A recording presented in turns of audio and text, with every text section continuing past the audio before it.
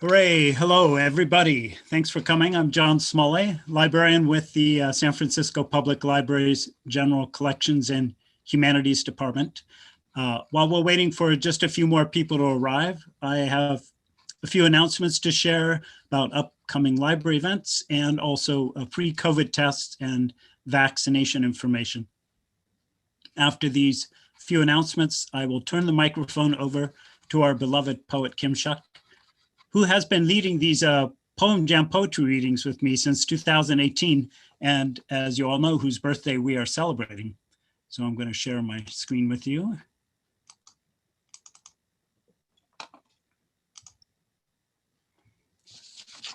This month, San Francisco and our library celebrate Chanel Miller's best-selling memoir on transcending sexual trauma, Know My Name. Chanel Miller is an artist as well as an author, and she currently has an exhibit up at the Asian Art Museum across the street from the main library. She'll also be giving an author's talk next month at SFPL, so stay tuned.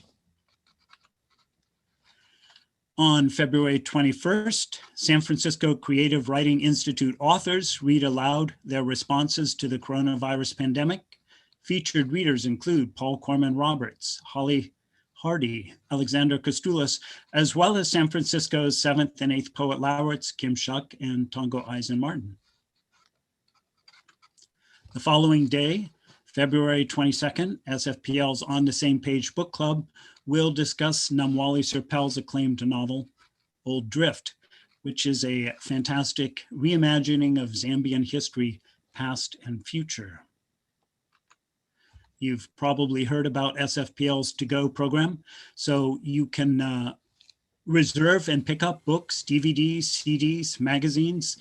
You can make your reservations online, or you can just telephone us and we'll put them on hold for you. The main library is open 7 days a week, and about 10 of the branch libraries are also part of this curbside service program. As you know, we're still in the midst of a raging pandemic, so please remember to wear your mask when you're out in public. If you live or work in San Francisco, you are eligible for free COVID tests. You can go to the website sf.gov/citytestsf. I'll put this address in the chat. If you live in San Francisco, you can sign up to get notified when you're eligible for vaccination. You can also find out where vaccinations are taking place in your neighborhood, and I will put both of these website addresses in the chat.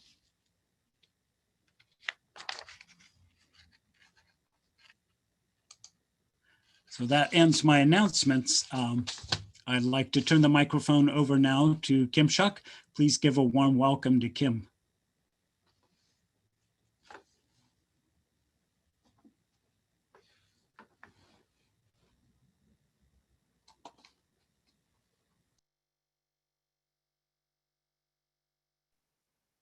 This hat, this is definitely party hat. My son is making thumbs up because my kids got me this hat. You know, poetry's in the eye of the beholder after all, and here we are. Not Spaghetti Monster Beholder. Were you not a D&D junkie at any point, Paul? So I'm going to start by asking Deborah Miranda to share a poem. We're sort of going from east to west so that, you know, people can be released at appropriate times for their time zone. Deborah Miranda, what to say about Deborah Miranda? Apart from just absolutely supportive and wonderful friend. Somebody I was incredibly disappointed to find out had released a book when one of my favorite books of mine had also been released, which meant I was winning nothing that year. Kostino and Aloni, poet, really powerful lady, and just has an incredible book of poetry out recently. So please welcome Deborah. Thank you, Kim. Happy birthday, and Thank you, everybody, for welcoming me here. This is so good to see so many friends and so many familiar faces. I'm coming to you from Monacan Land in Virginia, and I'm happy to read a poem for Kim. This is called How to Love the Burning World. It has a little epigraph from Barry Lopez. Is it still possible to face the gathering darkness and say to the physical earth and to all its creatures, including ourselves, fiercely and without embarrassment, I love you, and to embrace fearlessly the burning world? Tell yourself it's like sitting at the bedside of your mother, scorched with cancer, her hand already almost ash in yours, her words already smoke so thick it obscures your vision of a future without her. You want to look away. You want to find a cave, drink yourself into oblivion, sleep while ugliness smolders. Admit it. You want someone to tend the death watch, someone else. Instead, moisten her tongue with a sponge. Bathe dry skin with lavender cream. Braid her hair with tender, trembling fingers. Take care not to pull the knots. Stay in the room. Let the last thing she hears be your voice, thanking her for every single time she didn't kill you, for the eons she waited before you realized her brilliance, her wisdom, all the days she bit her tongue, let you think you had the last bloody word. You aren't required to love the flames, but love the burning world. You owe her that. Fear is no dishonor. Her fever's so hot, even metaphors melt at a touch. Memorize her. Praise each scar on her body. Beauty ablaze. Pray for a clean ending, a phoenix purification. Pray for mercy. Pray for the only thing that can save us now. Every lesson she ever taught us about the sweet, bitter grace of transformation. Thank you.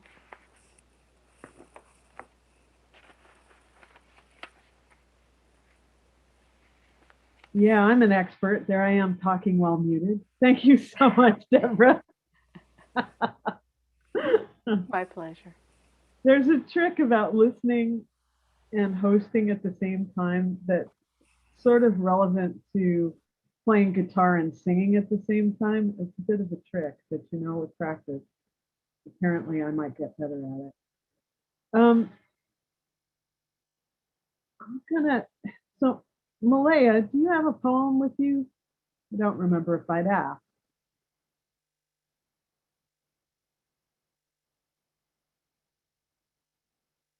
Malaya, Howell? Yeah, I don't. I'm sorry. That's fine. I probably failed to ask because that has been my brain of late. Jenny Davis, do you have a poem to share? I do. All right. Sure. Jenny is my niece and really high-end linguist and an incredible professor. And I get to brag on her a little bit because of that, but also just a real support and emotional and spiritual in all other ways. I love you to bits, cuz. Poem. Right. So this poem is called How to Read a Book of Poems. It's an occasional poem upon reading a book of poetry for my birthday, and it goes to for AV with thanks. Reading a new book of poems means throwing out those etiquette lessons they give to rural native kids, so we won't be an embarrassment if we ever make it out of there. Keep your napkin on your lap. Don't tuck it into your shirt. This isn't a barbecue. You can compliment the meal, but do it quietly. Don't be loud at all, and never lick your finger. Spoon the soup away from yourself. Don't shovel it into your face. You don't want to get something on your clothes. It's important to look like you aren't hungry. Definitely not like you need it to live. A book of poetry should be savored, appreciating each course on its own merit, the slow tasting of each line, words held lingering on the tongue, trying to identify each ingredient, flagging which sections to go back and try again. But I can never stop myself from devouring the whole thing at once, gobbling page after page with both hands. I have never been able to hide when I was hungry.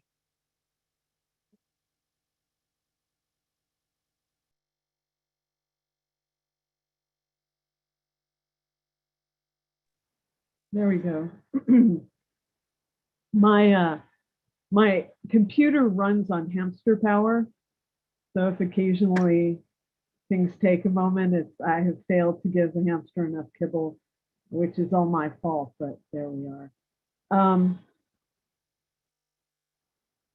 For a moment there, I knew exactly who I was going to next. Kim, do you want to read next?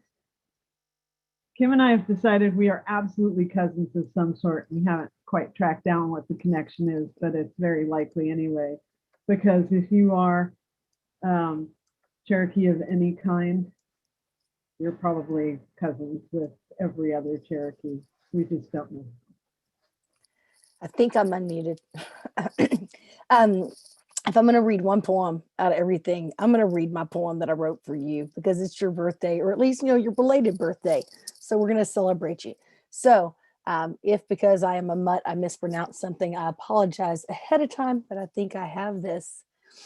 The name of the poem is Igado, and it's from this book, but I just took a note of Jenny Davis. It's much smarter to look at your screen when you read. So thank you for teaching me that. I have to read them over and over, your songs, chant them till they fill empty, torn corners inside my belly and rib cage like cotton batting in your beaded creatures till they whip stitch my frayed edges tight safely, sister mender, word render me whole, tattoo my real visage in sparkling check glass with your singing, the difference between the downside of diaspora and the upside of the clan system is that you, my sister, would be here, drawing your stitches sinew tight, or rather we'd both be back there where we belong, not just to each other, but to a circle of 7 mountains and a mound unleveled by a farmer's plow. Thank you.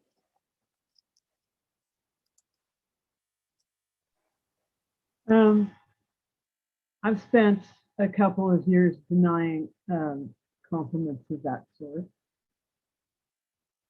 But what I'm going to say about poetry, I think this about poetry. I think we use other people's poem words to, like a crowbar, to crack things open in ourselves. But I think it's particularly poignant. I feel it particularly poignant with certain people because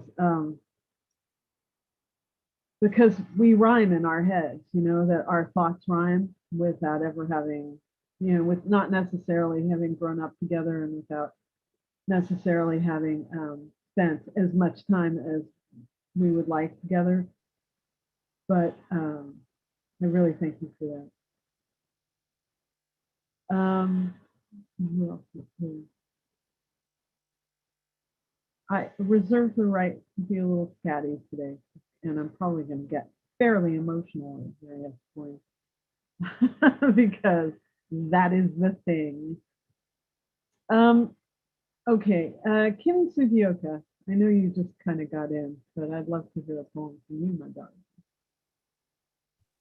Kimi is the current poet laureate of Alameda. Thank you. Among other things. Among other things. Yeah, happy birthday. Congratulations on the conclusions here. Current poet laureate ship, whatever you call it. It's wonderful. So I have one short thing that I'm reading as sort of a preface to another thing. And the first thing is what is inspired by you. I couldn't actually write about you, but I was inspired by you, as you tend to be inspiring. A far cry from the song the deer sighs, when the arrow flies, as the crow cries, we gather round the poem, the word, and the silence becomes flame, becomes heart, becomes the ordained rhythm of sky and sea, salt that sings and spills the blues in a harmonic convergence where Otis Redding and Otis Spann still croon the wolves to sleep. Something tragic, something true, something broken, something grew. What do we become when we become what we become? Year leaping over year after year, straying from the dance, surrendering wind, summoning ashes of the past. What cauterizes one moment to the next, flickering wing, unchaste flame, waking and sleeping, a synergy of compulsions, absolutions, contusions. The machines of morning hamper the machines of night, a waking dream, a dream of waking, some puzzle, portent.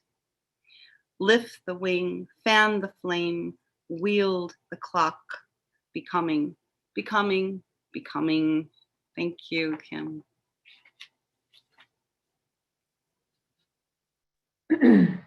You inspire me as well, lady. You've got a pretty good cohort, you know. It's really good. There are some other Indigenous poets I would love to seduce out to San Francisco as the rent is tanking a little bit. But what's true is that they really only ever hire one of us for every university ever. There's never more than one of us. So we tend to live miles and miles away from one another and are only really able to communicate. For a long time, it was really great getting up very early and having my cup of tea with a couple of friends who were teaching in Michigan and Oklahoma and various other places. I'm grateful for all of you. I just noticed my brother is here. Hey, Dave.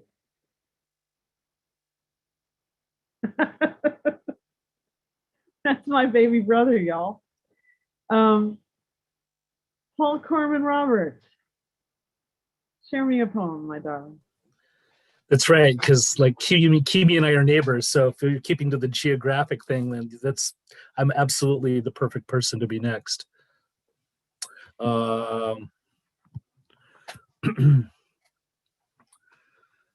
For thousands of years, a fire desert wash 50 miles downwind from Nellis Area 1's primary flight line houses highways, intersections, etched in red rock time, pulsing with the hum of the cosmos beneath which lie exposed all the forever places, where embodiments spit in their hands and shake like ancient star-crossed cowboys, making their way beyond a horizon with each passing eon. How is it we have come to this place without permission? Does the base commander know his flight path is observed every night by shades, wraiths, and sentries of the wind? Soon enough, this fire desert crossroads, staffed by forms of life science has no explanation for, hears the distant rhythmic rustle of the cactus and sagebrush, a rustle growing closer, increasing in volume and frequency until the first fingers of a gentle breeze flutters across your cheek, becomes a swaying invisible fan as pitch swells to the rattling and ring-ing of dust, dry branches, nettles, and long failed seashells. Soon enough, from deep within Doppler's fat bass bottom builds a din like Congress, piped through a hollow aluminum amplifier and straddled like slim pickings on a free-ranged improvised nuclear device. Could it be an F-16, an F-15, an A-10? Oh no, far more insidious than those killers. It is the pounding low-end roar of key air and its gaggles of little Eichmanns under their EG&G banner on their way to Groom Lake, on their way to perform strange, dark miracles of magnetism and sound and light. the outline of a passenger jet reserved for pale-skinned terrorists hurtling over the horizon of your valley of fire now kicks up a cacophony amongst a commune of the dead who have chosen to rest beneath the pale eye of a half moon. Nearly 100 years ago, a cavalryman lost his way off the Colorado Basin with less than a week's worth of water and a buckboard with his Sancho of a burro. They never left the floor of this wash. The state-funded memorial marker indicates the exact spot the cavalryman was found beneath his buckboard, hiding in vain from the relentless Mojave sun next to the corpse of the burro. I tried to make it out to where the cavalryman is buried. Like every person brainwashed with entitlement, I failed to ask permission. By night, gusting tubulars of wind sprint from sagebrush to sagebrush, outpacing my trek from the highway memorial marker across a treacherous desert moraine to a good Christian's grave marker standing half a football field away. A shapeless mass of dark blots out the bone-white beacon of crucifix and cuts loose with a howl that is the very sound of the wind which traverses the void between this world and the abyss. At dawn, swarms of tiny bats congest the airspace above my head, yet I resolve to trudge forward to the sacred site. A king-sized hell bat soars high above all the other tiny flying mice, running a kamikaze route directly toward my head each time I was turned away because I failed to ask permission. This world has been colonized by Vegas neon, flinging itself 200 miles in every direction through the desert and up into the universe.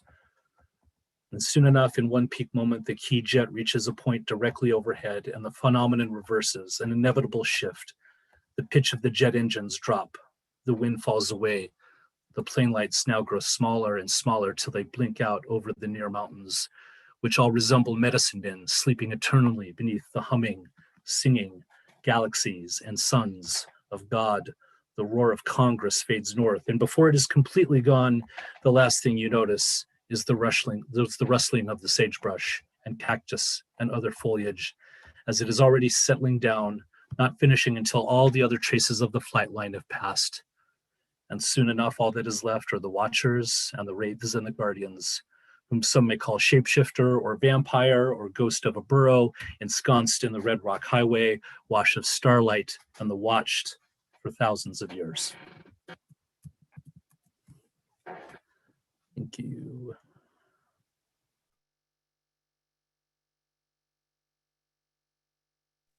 Wow.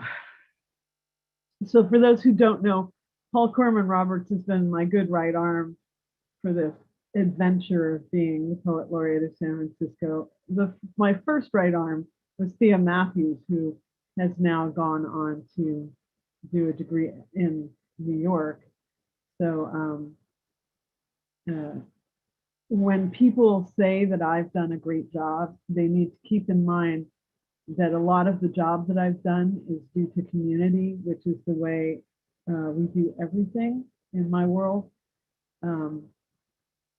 So I do have to thank my wife, Doug Salem, for every cup of tea that got packed and put in the van for after the reading, every zany trip across the city to North Beach from near City College in order to get to a reading, being stuck on the bridge heading over to the East Bay for other readings, and then really most of the other people in this room for all of the help that I've gotten from everybody.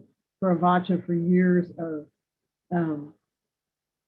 of free poetry lessons at readings, listening to you, and my kids, as represented by one of them, but I know the other one somewhere off camera. For all of the patience that you've exercised with me not being there for you, and just, I could thank everyone I see on my screen right now for the incredible things they've done, in which vein I'm going to ask Lourdes Figuroa to read right now. He reminded me early on what was really powerful for me about poetry by watching it be powerful for her. So Lourdes.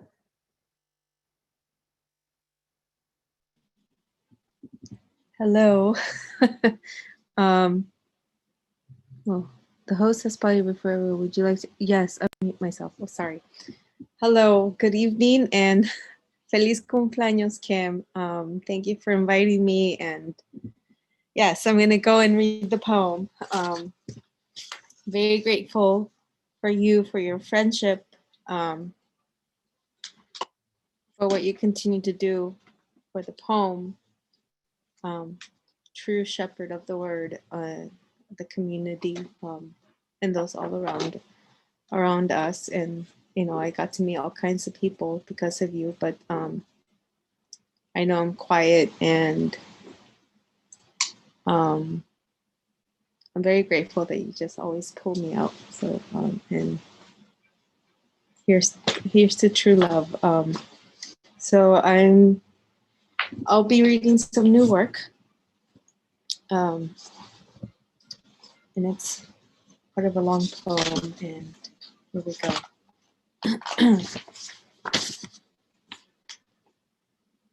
And I've been hearing rumors about you under the moon. Could this chismes be true?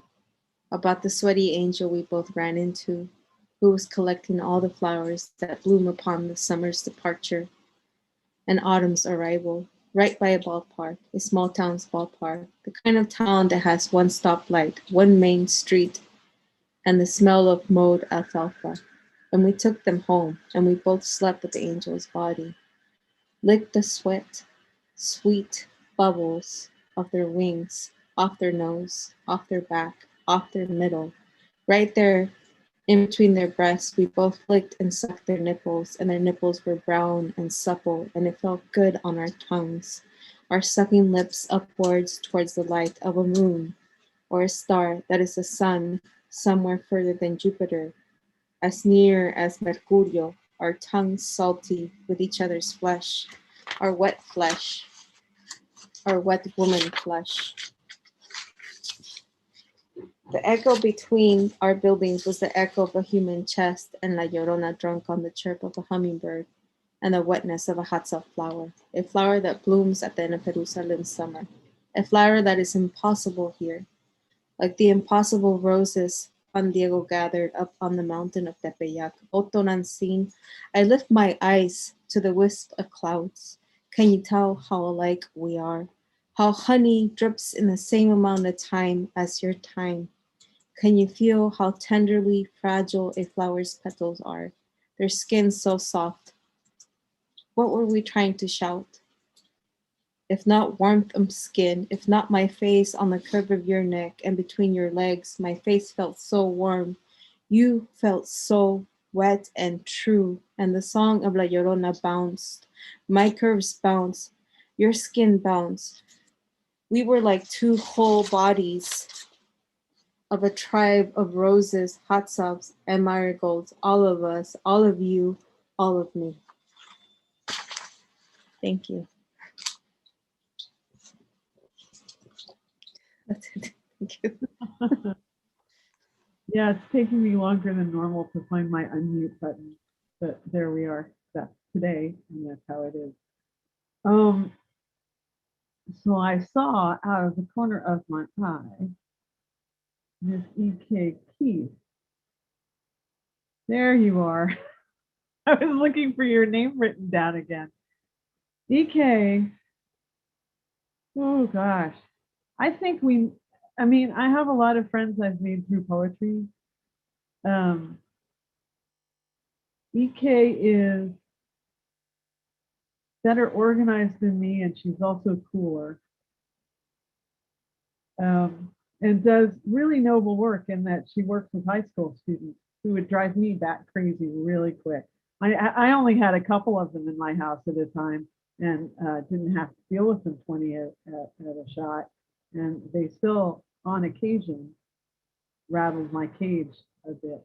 So I am in awe of the work that you do, my lady. And here's another person who's,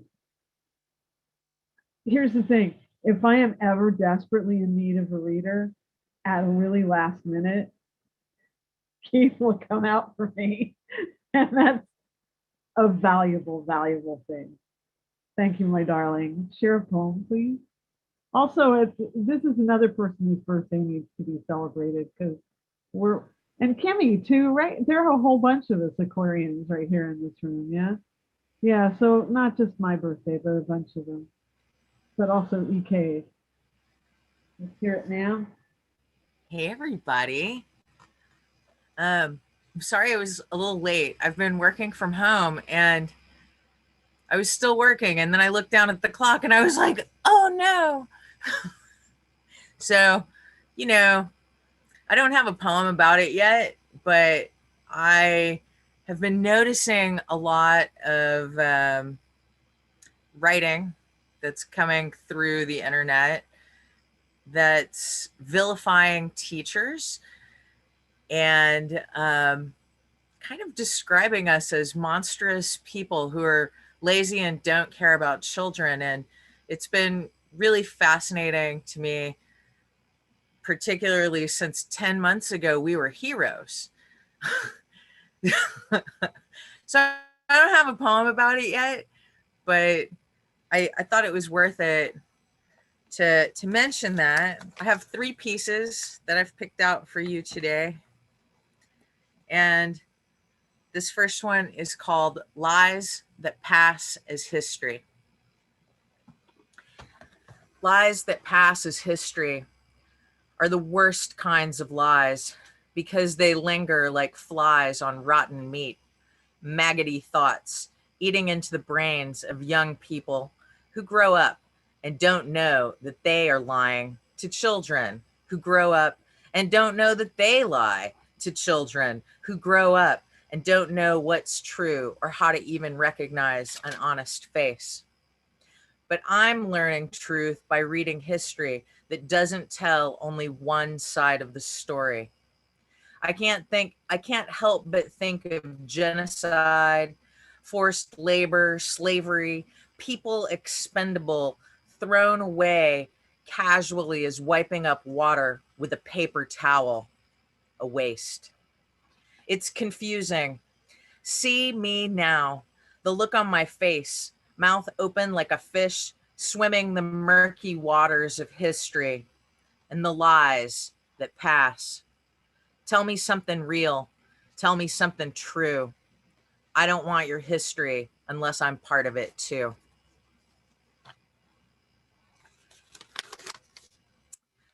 This next piece is untitled.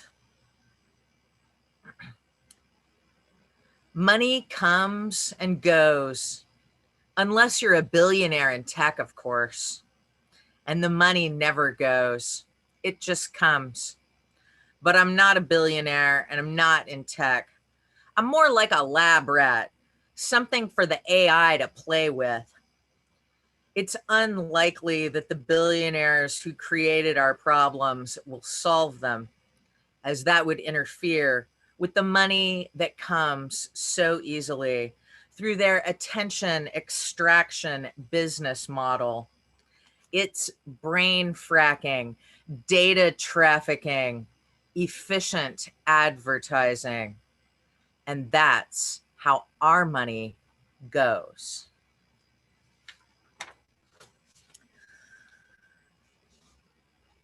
And then I'm going to close with this one last piece. Anti-racism is a state of mental health. We can't see ourselves any more than we can see each other. It's like sometimes on a rough day, an ugly person looks back at me from the mirror on the bathroom wall, and I think, damn, where did that pretty woman go? Is she hiding back there somewhere in mirror land? I have my suspicions about the ability of science to describe how a mirror really works. What if it's not the mirror, but the eye? And how we see collectively is racism, a societal dysmorphia that results in self-hatred and self-harm. What would it be like to be the light, particle, wave, something not quite yet described? To be the light in the mirror, reflected, deflected, redirected. Does a light particle see its own intensity and flinch? And if I can barely see myself and you can barely see yourself, what does that mean when we look at each other? We change how. We change who we see. Use the mirror. Get the hate out of the eyes. Thanks everybody for listening. Thanks for being here today. I'm reminded once again how many truly great poets I know. Parenthetically, Kim, EK is probably another one of our cousins. Oh gosh, the view just changed again, and now I'm having to stare at myself, which is awkward. But I know that Lauren is here somewhere, even though I cannot see you right now. I'm looking at my own little silly face and hat. So if Lauren Ito, Hi. Hey babe. Let's see. I met Lauren Ito at a reading at the Mechanics Institute that Tongo Eisen Martin and I were doing. And she actually, I think, come to hear Tongo. And really the rest is history. We've become really close. And I committed the violence on her of making her do her first open mic reading without warning and just sort of sticking her on stage. It's gone rather well, I feel. Share your poem, my darling. Oh, wow. Isn't it so wild that that was what, like maybe 2 years ago? It's a lot has changed, and it has been a gift. And it is such an honor to celebrate you on your birthday. And I think just the folks on this call are all lovely humans and incredible poets. And it is such a gift to share space in honor of the one and only Kim Shuck. I'm reading a poem today called Arrival as We, especially given what's happening, violence perpetuated against the Asian community in this moment. I wanted to channel this as a love letter, both to Kim and also to folks who may need a reminder in this moment. Arrival as We. Thousands of women hum in my blood, forced to play God, cradled their knives with a gentle hand, lifted gazes to the horizon and summoned air, tucked it into laugh lines, a teacup, a birthmark, a prayer for generations yet to unfurl, knowing breath is never promised, always, especially these days. Always, always. Remember this, inhaling sunrise and bird song, we never arrive alone. Thank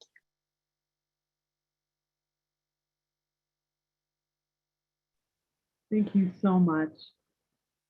I just noticed somebody asking somebody else for about books. And I think, if I'm not mistaken, everybody who's read so far either has a published book or is about to have a published book. So it's totally worth knowing that. You know, Lourdes had a really incredible chapbook that I don't know. Anyway, they've all been published, and many of them have been part of the Poem of the Day project as well.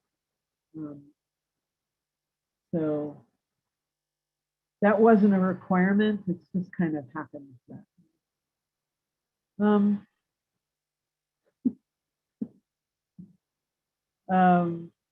Who was I looking for?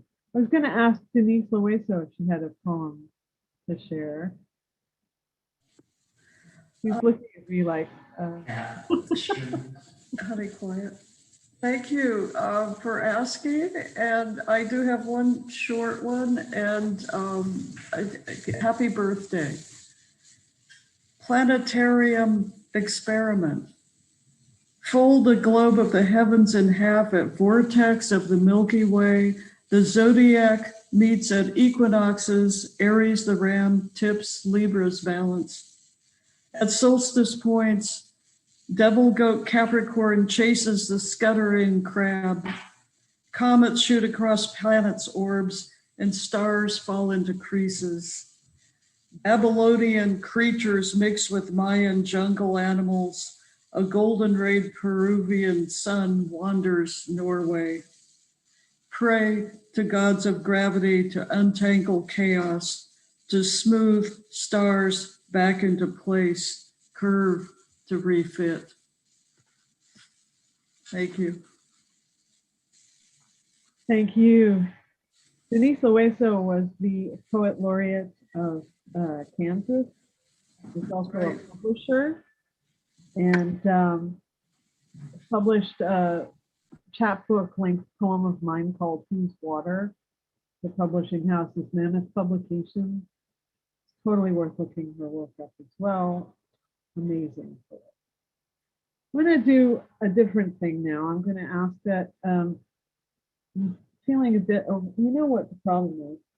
I was sitting here going, I can't see, and I'm not sure why. There we are. I'm going to ask that people who haven't read, who do have a poem with them that they'd like to share, to throw a thumbs up on their screen. And if you don't do that, I'm going to call you out, just so you know. And to be fair. Okay. All right, Bobby, I see your thumb up there. Let's go with you next. Bobby Coleman, a stalwart of the poetry scene in the city, and somebody who's been also incredibly helpful to me. Go for it, Bobby.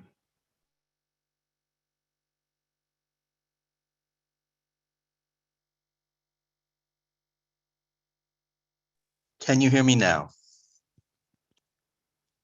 Can you hear me? Good. This is titled and it's for the host. She doesn't know how to say nor I'm sorry, I don't have time. She doesn't know how to say that'll sort itself out, knowing it won't until sometime much later, not without her poetry in action. But why is it that way?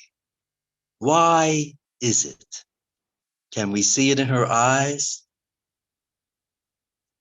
Somewhat, yes, sure. Or in her rhythms? Uh-huh. But look also in the other places, the unique, untranslatable, in between, entirely authentic, liminal places, the parts that live the sacred whole, the torn up drafts that turn into a masterpiece, the part that does grow on trees, grows up with trees, big oaks, and also the frightened ones buckling sidewalks, dodging dogs, DPW, and political bullies.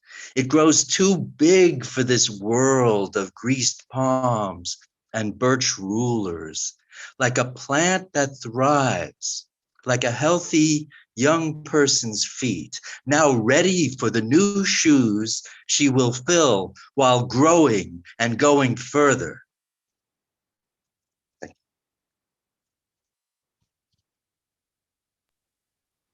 Thank you. And here I've been trying to figure out how to say no to things with very limited success. I've got it. Is that Dax you have right there, Jenny? It is such an honor to have Dax here for my birthday reading. Dax, you know, we've all been experiencing one another's pets of late. The Dax is actually a massive urban panther. So I'm delighted. And yeah, I'm avoiding responding to Bobby's phone more intensely right now. Thank you. Avacha, I'd love to hear what you have. Happy birthday. You know, it's an honor to be here with all these amazing poets.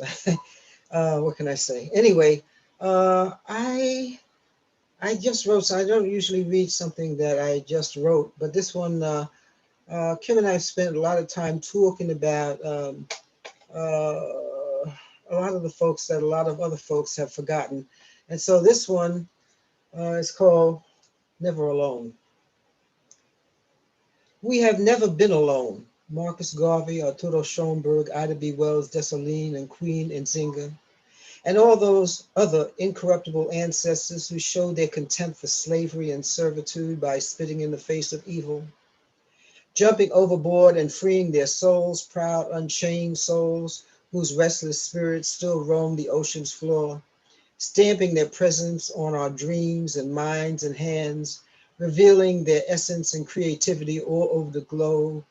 We were never alone. Zumbia Palmares, Cahuaya, aka John Horse, Harriet Tubman in Argentina's El Negro Falucho, our beautiful, brilliant ancestors manifest themselves in life-saving rhythms, rhythmic vitamins like samba, rumba, lando, and juba. They sing to us in daydreams and dance with us on stages. Their tears become our paintings, our books, our poems, and feed our self-esteem when life tries to get in our way. We will never be alone. Ya Esantawa, Denmark Vesey, Granny Nanny Aloso, de Illescas, and Gaspananga, the unstoppable freedom fighter hero of Veracruz, who reincarnated themselves in each and every one of us. Hell no. We are here, we are free, and no matter what they say, we're here today and we're here to stay. We are the voice of the millions of ancestors whose names we never got a chance to know. Ancestors who know that some of us are brave enough to know their truth and promise to wear their sacrifices all over our actions, a sacred legacy that will never be forgotten and forever live in the heart of our souls, and never let us forget to remember the price they paid for us to know that we were never alone. We are never alone, and we will never, never, ever be alone. Hey, thanks for listening to my words. Thanks for those words, Avacha. Who else is here? Norma, you don't have a poem, do you? Well, I was going to send you a poem that I'd written inspired by you. So I have a poem. This was written after one of the first times, I think, I heard you at a reading. I think it was at the Berkeley Public Library. And I was blown away as I was just getting to know your work. And in the Q&A, I asked kind of a rhetorical question. I was just mulling it over myself, and you engaged it. Guess I didn't know who I was talking to. So this poem is called What Would It Mean? And it starts with an epigraph from Kim's response to me. The truth is fugitive. What would it mean, I meant to ask, to acknowledge and announce a Wieser Laureate of the town? In the place where they said poet somehow equals truth keeper. So many words are twisted against the people. Weaving itself is a deep, a soft, a sturdy, that is a girlish metaphor, as well as literal work, tied to everything. To weave is to rhyme, to rhythm, to tether images of daily life, the sacred materials held together merely by juxtaposition, or strung perhaps between two shells, two tiny stones, beaded like sweat, weighing down the sticky fabric, twined and dyed in order, unlike the sometimes disorderly truth. that our hands might divine a pattern our mouths can only mimic. Earth tones, primary hues, cries of the spider mother, depositing her eggs speechless on the branches and in every crevice. The young are ready now to make their getaway, to make it home. They hunger for their mother in a way we can barely imagine. Thank you.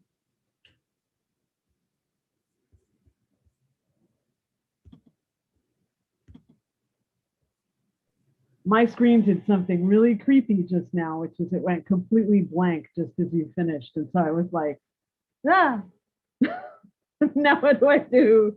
Please, hamster, keep running on the wheel.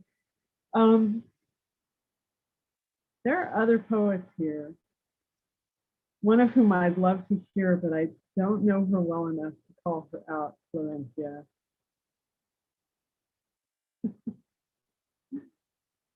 I came to listen and I've been loving listening. I know. I think if we were closer, I'd go, where is your poem, woman? Well, I don't want to make you feel bad, but if you want to read something, I'd love to hear it. okay, well, maybe somebody else go and I'll try to find something because I really came to listen, but I get it. I like leaving things a little bit open to change. Tongo is here, and I hadn't seen him here before, but now he's here, and I would love to hear one of his poems. Tongo Eisen-Martin is our current poet laureate in San Francisco. Right on. Well, first, happy birthday. On behalf of all of us who continue to depend on you and your leadership. Groovy is a groovy new poem. The boss belongs to the masses now. Got the boss likeness on a string like a love poem. Wild stride speeches replace memories of the boss. We got machine guns in the communist bar tonight. We are naturals in the communist bar. Boundaries are just a little death. We stand outside the gates of San Francisco listening to some good preaching. Congratulations. Your mercenaries hurt. Your money jungle hurts. Your mouths hurt. Merchants of frenetic white flight, luckless and therefore well-armed primitivism, reaching down into the patterns of your soul, making for funny stories. I hope they didn't name any schools while they had those kids in those cages. Joy returns to decent revolutionaries, puts a hermitage into fascism. Saint Fallujah thumping your shoulders, family and needed. God crawling in between the bullet heat. Yes, our grandparents' God. Thought experiments in the last words of Black organizers. Let's make a periodical of their last words, Lord, of the remaining addresses of Black power. We become Angola on both sides, a humor of axes, a foot race through public property, remilitarized, pork improved, celestial pork, platinum minted pork, choose your words carefully, pork. The first mirror was clay, the first human was not. Humanity recommencing near the white power. Yeah, it would be nice to sound universal. Not heroin old, heroin passing messages, heroin left laying around the empire, colonized intellectual as a guest in their own hand. It's like a life's work depends on replicating Birmingham caravans or particulate Birmingham. 1 to 5 shells flying at the state capitol sign, thank you for the resources. Big band scatting up the throat of a surrogate fascist in love with their one eyeball at the parade with tuxedo colored guns marrying the cowardice. A rerunning white politician is born in a Black neighborhood. Black neighborhood taken as a stage of history. Born of a Black messiah, taken as a folk biography, is born Black. Legislating some dimension fused to the side of loud steps, copper summer rise, but still some blood involved, still some necessary slums involved. Ragtag armies massed in Western height and primary emotions. The light of cocaine, both warped and not warped, enough images can be cousins. What happens when you step outside the country sugar gorging? What good are you all to the world sitting in heaven? Who we gonna lay our books for? Who's gonna touch the knives at night and sing to the gaps in between shadows, gaps between our love? Who's going to teach our knives to sing Tobacco Road, teach them that they are family? Picture a black socialist in a perfected boneyard and a tributary boneyard whispering the cheekbones, dimming the wind. A black socialist who will live for 100 years in this graveyard to make this point, that we're in too much pain for naming ceremonies that ancestors need to inflict on the world, our continuity.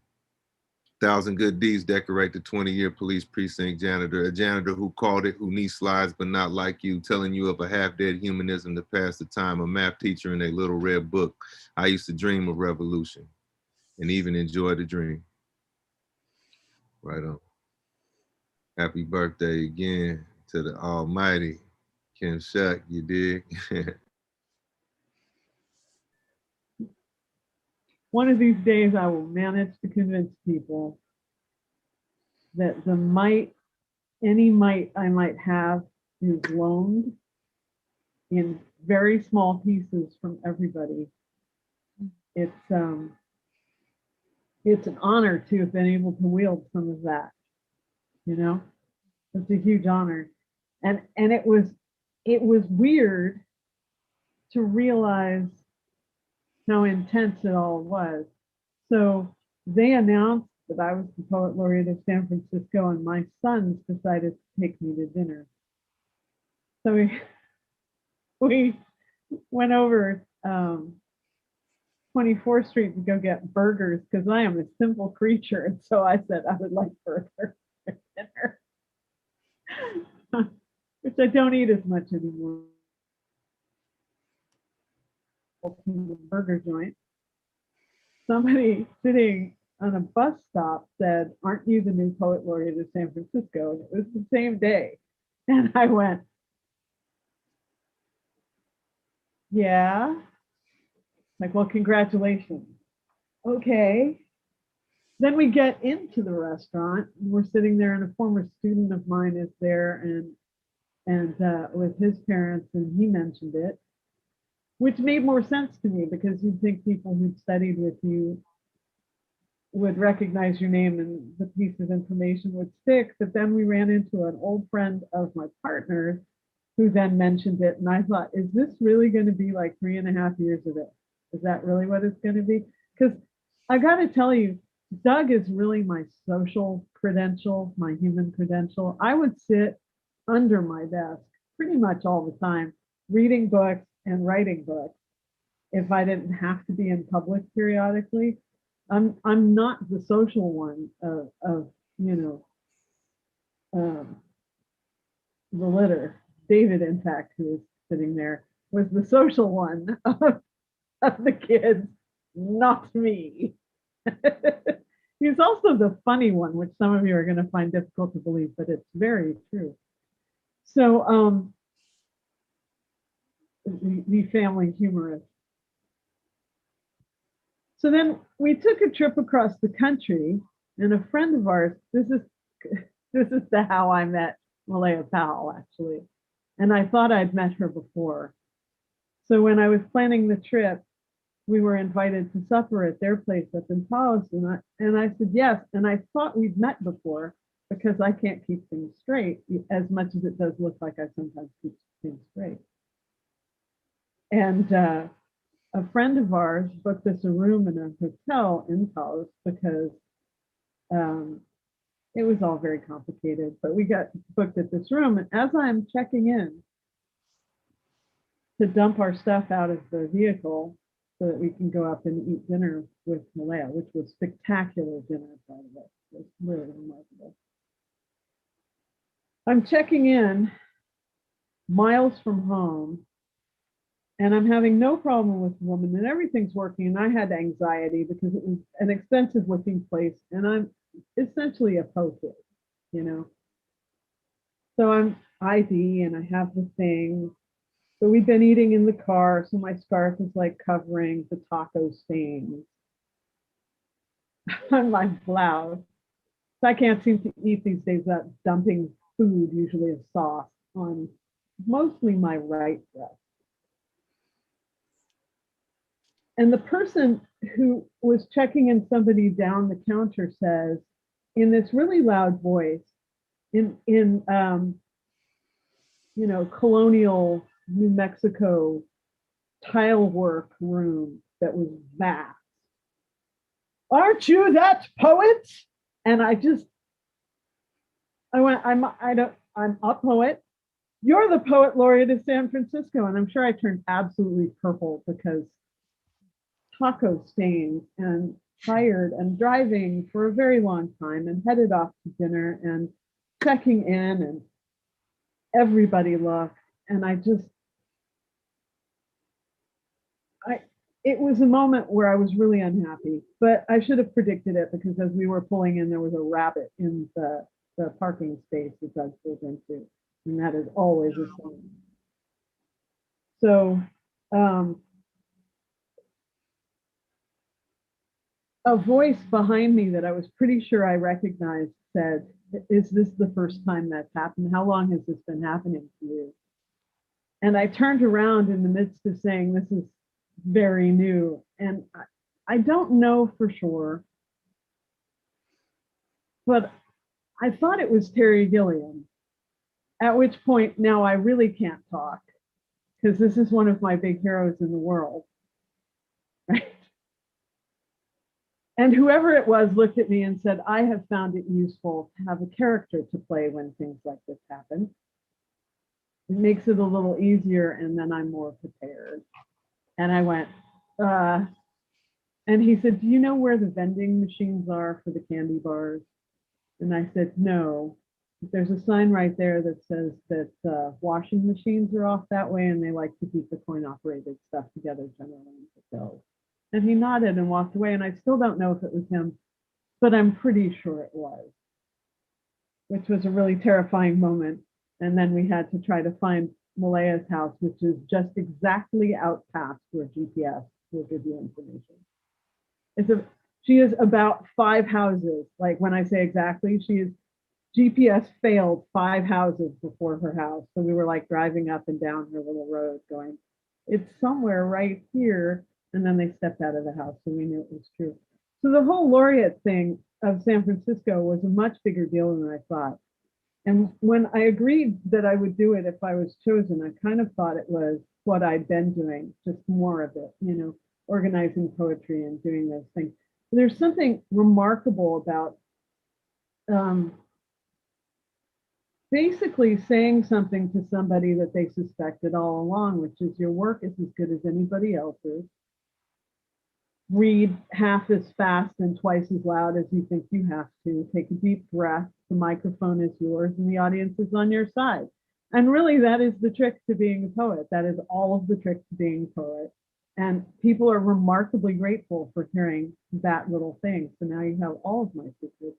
That and make friends with people. Michael Horst told me, I sound like I'm name dropping, which I guess I am, but he's been a friend for years. And he had told me, we have to talk because now you're going to be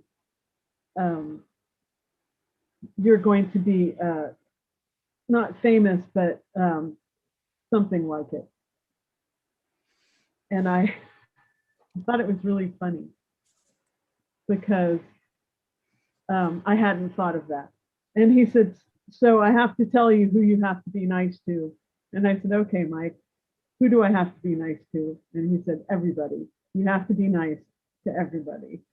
And that is a taller effort than you can imagine sometimes, because some of the stuff that I've been approached with, the absolute entitlement that some people have approached me with has been remarkable, just gobsmacking, And my response, potentially from years of studying at the feet of David Shuck with the sarcasm, my response is to come back with something. And as some of you know, I can do that.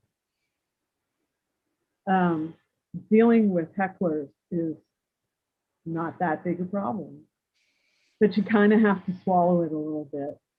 And that's the real challenge, of being nice to everyone. But the fun part about that is that if they came to you not looking for niceness, they won't remember you being nice to them anyway. But everybody else will remember that you were, even when you weren't, when it didn't make sense to be. And that's not a bad thing to have on your side. I have been tap dancing for a few minutes, waiting for K.R. Morrison to walk into the room.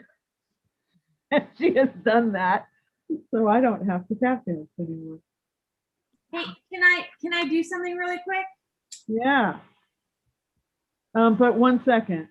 Thank you, Deborah Miranda, and you take care, sleep well, and I'm so grateful that you could make it. Bye-bye, honey. All right, go for it, KR. Okay, can we all unmic and sing happy birthday? Okay, 1, 2, 3. Happy birthday to you. Happy birthday. Happy birthday to you. Happy birthday, dear Kim. Happy birthday to you. Sapo verde eres tú. Sapo verde eres tú.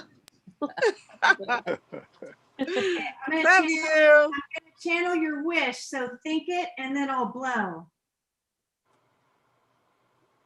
Got it. And I thought it was bad when everybody was in the same room. And many more. That's wonderful. I know that there are some people in here who have perfect pitch and perfect timing, so that must have been slightly awkward for some of you. When I sing happy birthday, you know why I play the drums. Well, are you going to read a poem, my dear? I didn't plan for that because I didn't know. I know. Just pull one up. I can tap dance a little longer. All right. I'll read you what I wrote for women like you. Lady Viking.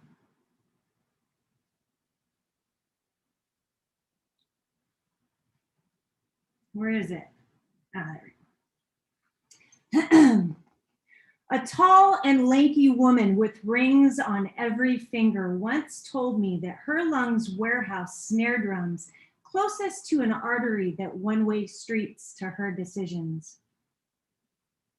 Of course, we became fast friends. And next to her, I imagined a world where we women could be free to love one another purely.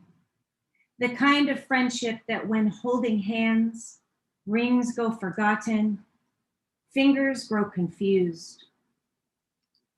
This world is possible. Ladies with gas lamps tucked inside rib cages, torches blazing inside our thighs, highways made by our bare feet, scarlet fire seasons chronicled by sapphire and garnet around our heads. I cannot tell my new friend this. So instead, I wrote her a love letter on a bar napkin. Dear Lady Viking, I want to climb into your mouth, salvage your tired words that retire below a rooftop of memory made of you and me. With you, I want to hold female gravity in my hand, swim inside your burning stomach, listen to your loud heart in a seashell roosting in a lost man's ears. That's it. I didn't plan to read. I didn't know I made the cut. So I was just. Don't torpedo your work. That was beautiful. Beautiful. Thank you, Ma. I'm very grateful for you. So you're grateful for everybody here and a lot of people beside. I really need to thank John Smalley, who's kind of been this particular event on the regular has been me and John and at least one of the AV team at the San Francisco Public Library. And they've given me a really soft landing because there's some things about me that we're about to see and miss us smiling and nodding. I like to leave things slightly unplanned, which is difficult to advertise. I like to decide what order people read in later, which is difficult to advertise and difficult to feel like it's under control. And I keep Kenny mostly. You're right, it's been Kenny mostly. And I've been pulling rabbits out of my hat for 3.5 years for this event. And there is always a rabbit in that hat. But I understand that looking at it from a different perspective, you won't know that until you see me do it 100 times in a row and have it keep working. I don't know why it works. It might be that I keep carrots in my pocket. I don't know. But there's always a rabbit in the hat. And I never have to coax it too hard. San Francisco Bay Area is an incredible place for poetry. And there are poets just really everywhere. And I don't know if that's everywhere in the world, but it's certainly true here. It might be part of what the city is, because it seems like that's been pretty consistent through the years. And I'm told by people who know that it was true before the invasion as well. So I'm really grateful to the people who've made this all possible. Also, you know, not to leave her out ever, Michelle Jeffers is incredible, just incredible, consistently wonderful, and has been enormously supportive. And if I'm being really honest, Michelle, it was Michelle's idea to do the poem of the day, although it kind of came about this way. We're not done yet. She asked, because I post a poem of my own pretty much every day. And she had said, do you want to do that on the San Francisco Public Library site? And I thought, so you're asking me, do I want to publish completely unedited morning musings before coffee so that, you know, half of the literary world can see them? And the answer is no, I don't want to do that. What I'd rather do is publish other things that I've already read and made sure are actually okay. So that's how that ended up happening. It was her idea at its core. Florencia, did you want to read a poem, or are you ready to not do that? Since I can't hear you, yes or no? You'll need to unmute yourself. Yeah. Okay, I'll read. Hold on 1 second.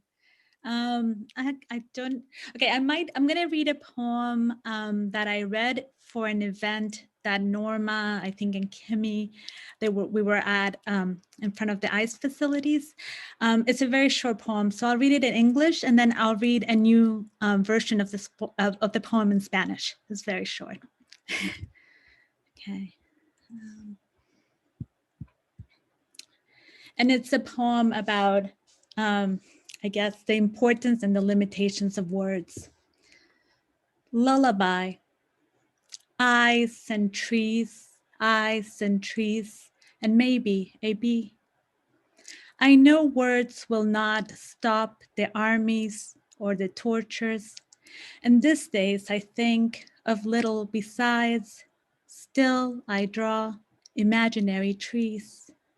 Eyes and trees, and even a bee. In Spanish. Canción de cuna. Ojos y árboles, y quizás una abeja. Sé que las palabras no detendrán ni a los ejércitos ni a las torturas. Y estos días pienso en poca otra cosa. Pero aún dibujo árboles imaginarios, árboles y ojos, y quizás una abeja. Thank you. Thank you. I totally know I put you on the spot, and I do appreciate it, but you had it. So there we are. Thank you. So I'm gonna look one more time, make sure that I haven't missed out anybody who really wanted to share a poem. Elaine, did you have one? I mean, I know there are people here who poem. You want to do one? Yeah, I'll read one. Awesome. I been on my family kick because of the project that I've been working on. And this one also comes from my book, Cried Out Laughing. It's about going through ancestry, you know, those motherfuckers. It could be a, you know, I could live without knowing some of these things, but it's called Her. Sometimes I feel like I'm not part of this world, like Close Encounters of a Third Kind, for I damn near lost my mind when I found out the man that I called father wasn't mine. DNA, vital statistics, and records and census only provided more questions than answers, like the fact that my birth certificate is a delayed registration. 15 years after the fact, proof of birth by my sister is considered an abstraction, for we are half of one who is whole, and the truth he still holds, but I will not let him have that control over me. You see, Dad, no amount of DNA could ever take the place of the countless of times you used to lick your thumbs to clean my face. I remember our last dance and our favorite songs, and I still have visions of you rocking baby girl to sleep in your arms. So I might not know why, but the truth is, real love requires no bloodline, but I know her. You see, here she is, Miss L2A1C4, and I could trace her back 5,000 years and more. West African, language of the cliques, Mongoloid and Pygmy tribes, survived the cross-Atlantic trip through my maternal line. I learned of my great-great-grandmother, Sally Franklin, and how she became Halsey, how she begot my great-grandmother, Betsy, who married a king. And Betsy begot my grandma, Juanita, who bore my mother, Joan, who begot me. And underneath it all, my love, my life, my son, Riel, the warrior king. Yes, the meaning of his name. So you see, I am no longer confined to roots and vines that dangle from family trees, twisted with lies. I am her. Thank you. As always, milady, you are off. Honestly, thank you so much. Happy birthday. Thank you. Thank you. And thank you all for this. I see that, exactly. I see that Anissa is doing the thing I was about to do verbally, which is advertising. Our next two poem jams are going to be dedicated to the concept of violence against women. Yeah. And it's really an incredible lineup for both of the readings. Very strong women, all of them, and I'm delighted. So you should come back the 11th of March, and then I can't remember the date for April, but the 11th of March for sure. And we're going to deal with some of this stuff. We're not going to resolve it, but we're definitely going to talk about it. It's part of the One City, One Book. In that it's inspired. Well, we ended up doing it for that, but almost everybody in the lineup has written about violence against women, and there will be a lot of different perspectives, and it is definitely something to think about twice before you decide to come, because none of us pull punches. Be prepared and bring your big kid undies. All right, y'all. I'm going to go see what my partner's up to, judging from the sudden dip in bandwidth. He's probably watching some Netflix. I'm going to go investigate that.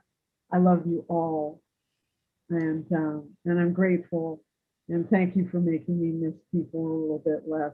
I mean, I do love my house, and I do love my partner, and I love the street cats that I feed who don't let me cuddle them every day, which would make it a little easier, I think. But it's nice to see other faces and know that other humans are out there. Oh, thanks, Ed. I will say hi to Doug for you. Thank you all. A lot of family showed up tonight, which is not always the case. So it's kind of exciting.